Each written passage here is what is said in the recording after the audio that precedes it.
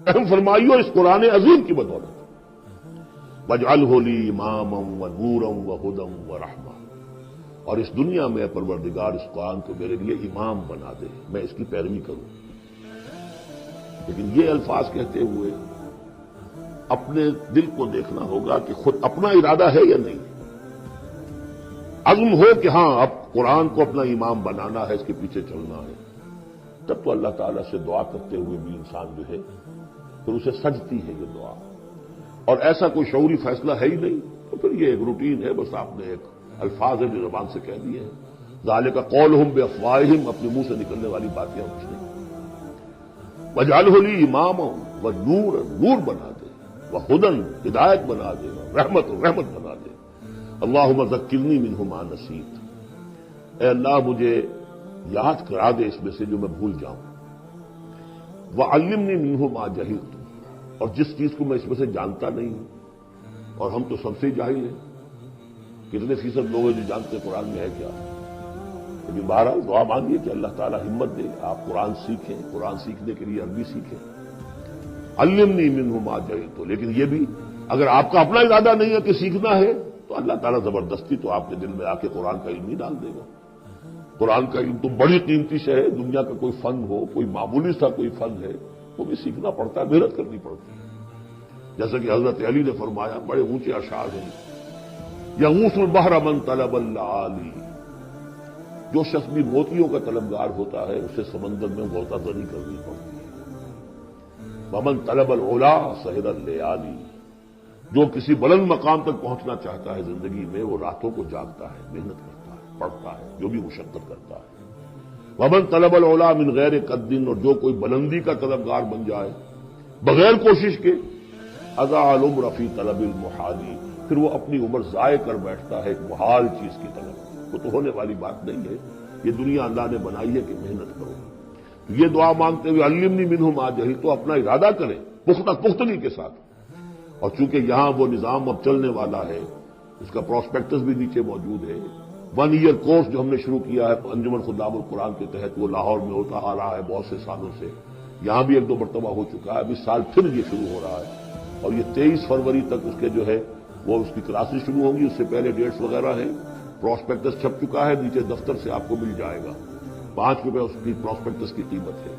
لیکن آپ دیکھیے اور اس سے فائدہ اٹھائیے کہ ہم نے کیا کیا کچھ پڑھ لیا ہے، لیکن یہ کہ ہم نے اتنی عربی نہیں سیکھی کہ قرآن مجید کو براہ راست سمجھ سکیں۔ فرمایا وعلمنی منہ ما جہلت وارزقنی تلاوتہ، اور مجھے اے اللہ ہمت دے، نصیب فرمائیے کہ میں اس کو پڑھتا رہا کروں، آنا اللیل و آنا النہار، رات کے اوقات میں بھی اور دن کے اوقات میں بھی۔ واجعلہ لی حجۃ یا رب العالمین، اور اے تمام جہانوں کے پروردگار اس قرآن کو میرے حق میں دلیل بنا، میرے حق میں گواہ بنا، یعنی میرے خلاف نہ کر دیجو، اس لیے کہ حضور نے فرمایا ہے القرآن حجۃ لک او علیک، یہ قرآن یا تو دلیل ہے اور گواہ ہے تمہارے حق میں اور یا تمہارے خلاف۔ اگر قرآن کو پڑھو گے جیسے کہ پڑھنے کا حق ہے،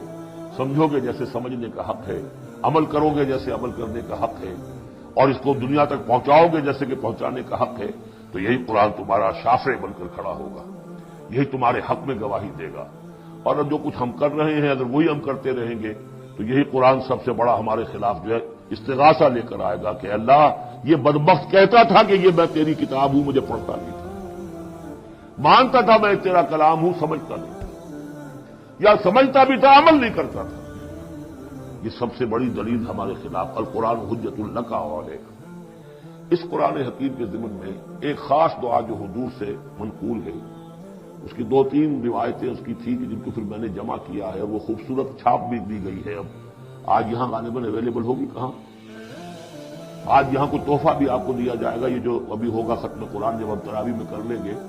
تو کچھ تحفہ بھی ہے، کوئی ایک کیسٹ ہے، ایک وہ دعا جو میں ابھی آپ کو سناؤں گا وہ بھی بہت خوبصورت طبع شدہ، کہیں لٹکا لیجئے اپنے پاس یا میز کے شیشے کے نیچے رکھ لیجئے، اسے یاد کیجئے۔ لیکن اس دعا میں جو کوٹ کوٹ کر بھرا ہوا ہے حضور کی جو عاجزی ہے، بندگی ہے اللہ کے سامنے، جس طرح اپنے آپ کو انہوں نے،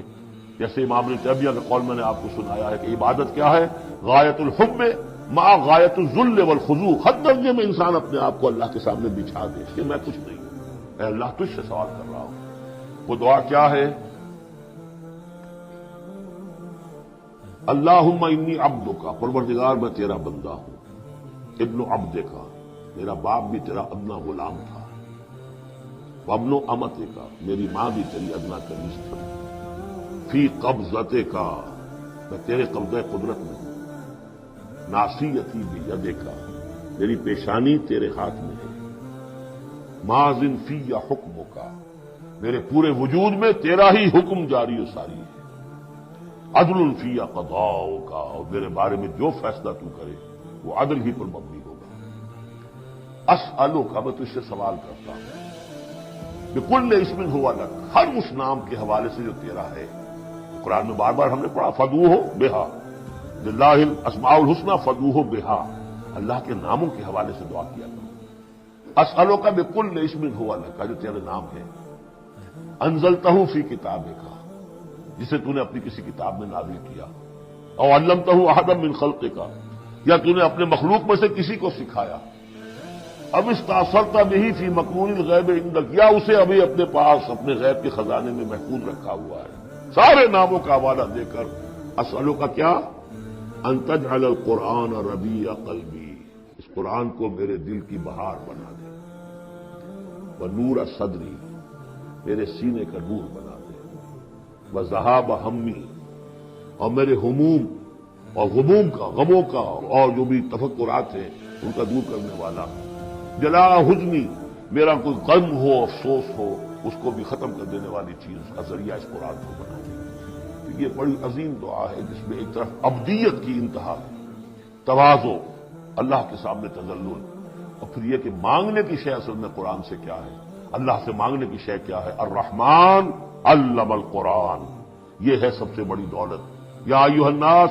قد جاءتکم موعظۃ من ربکم وشفاء لما فی الصدور وہدی ورحمۃ للمؤمنین قل بفضل اللہ وبرحمتہ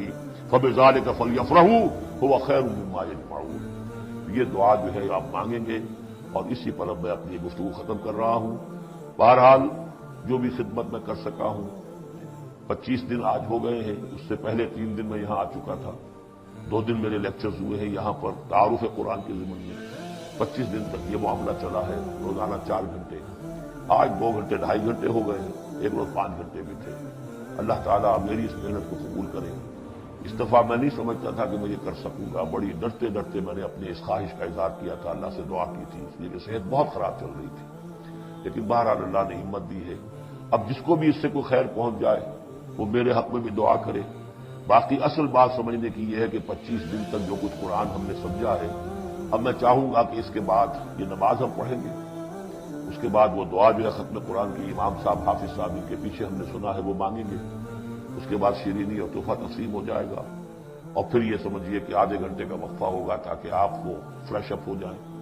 پھر 1 گھنٹے میں جتنے سوالات کے جوابات میں دے سکوں گا، جو سوالات آئے ہیں میں جواب دوں گا،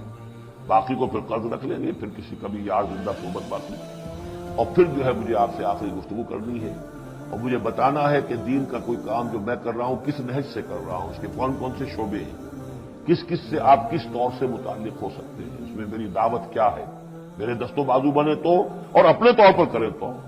اللہ تعالیٰ کے دین کے لیے۔ اب یہ سارا کچھ قرآن سننے کے بعد بھی ایسا نہیں ہونا چاہیے کہ ہماری زندگی وہی رہ جائے، اسی رخ پر رہ جائے کہ جو اس رمضان کی آمد سے قبل تھی۔ بارک اللہ لی و لکم فی القرآن العظیم ونفعنی وإیاکم بالآیات والذکر